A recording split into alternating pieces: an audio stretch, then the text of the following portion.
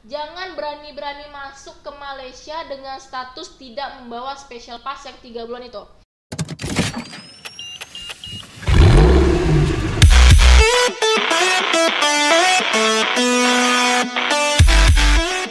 Assalamualaikum warahmatullahi wabarakatuh. Video kali ini aku mau sharing apa saja sih persyaratan, apa saja yang harus disiapkan ketika ingin berkuliah di Malaysia. Pertama, tentu kita harus mendaftar di kampus impian kita, kampus yang kita mau. Misalnya contohnya UKM nih, ukm.co.my contoh. Aku lupa juga sih. Terus kemudian ya seperti mendaftar pada umumnya, kita upload ijazah S1, terus transkrip, terus mungkin ada pengalaman kerja atau apa aja gitu yang diminta. Kemudian untuk beberapa bulan kemudian kita akan mendapatkan di review hasil kita itu, dan kemudian apakah kita diterima atau enggak itu bakal dapat email atau kita nanti bisa buka di websitenya. Nah, ketika ditolak ya udah, berarti kalau ditolak kita udah selesai di situ, kita akan coba lagi gitu kan. Tapi kalau ketika katanya diterima, ketika diterima itu apa saja sih yang harus kita siapin? Yang pertama, ketika kita mendaftar, kita kan harus membayar pendaftaran itu sekitar 100 ringgit. Nah, pasti untuk kita yang orang nggak tahu nih harus gunain apa namanya bang? PVC ya bang ya? VCC. Hah? Virtual card. Virtual VCC lah, pengganti kartu kredit. pokoknya pengganti kartu kredit gitu, master gitu kan, Mastercard. Yeah. Kemudian misalnya kita nggak punya nih, kita bisa kayak ada jasa yang memberikan itu VCC itu, jasa di mana itu nanti ya tergantung kita mau berapa ringgit atau dolar, ada itu ntar jasanya gitu kan. Kemudian setelah itu kita sudah mendaftar tuh, itu untuk pendaftarannya ya, untuk pendaftaran syarat awal kita mendaftar perkuliahan. Kemudian ketika kita diterima lulus, mereka kan langsung meminta nih kita harus medical check up, kita harus ngurus VDR, ngurus ini, ngurus itu semuanya lah, visa ya kan. Pertama MCU. Syarat untuk mengurus visa itu adalah syarat yang utama dan sangat penting sekali, yaitu kita harus MCU, medical check up. Oke, MCU ini kita seluruh badan, seluruh tubuh dicek. Kemarin itu aku di salah satu rumah sakit di Pekanbaru itu sekitar kena 1 jutaan lebih gitu. Kita setelah itu nanti kita langsung kirim ke email mereka ke konsulat Malaysia Pekanbaru. Itu kita harus kirimin foto dengan latar belakang dengan background putih sesuai ukuran yang diminta nanti. Selanjutnya nanti ada offer letter from UKM.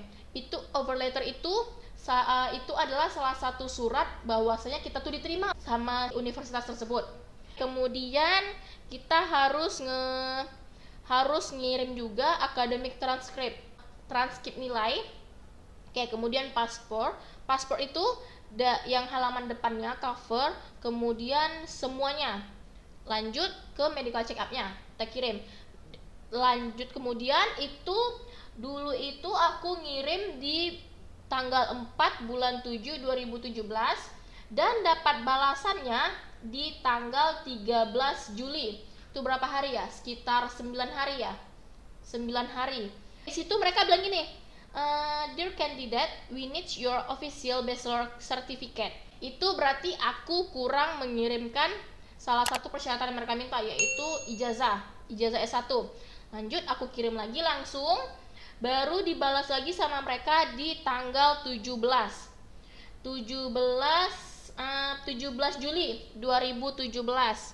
Di situ mereka minta kita untuk membayar IMJS. IMJS itu sistem yang ada di Malaysia, itu Education Malaysia. G itu apa ya? Lupa gitu pokoknya.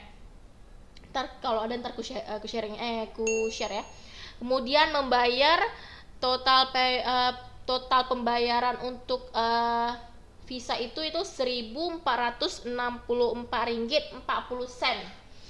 Itu dirupiahkannya sekitar, ya dikaliin aja lah dengan yang sekarang ya berapa. Itu dulu sekitar 5 juta ya, 5 juta 6 juta mungkin kalau nggak salah. Kemudian kita kirim bukti pembayarannya itu, kita bisa bayar di bank-bank Itu dulu kita bayar ke bank mana ya Bang ya? Oh, dulu itu aku bayar melalui CIMB account.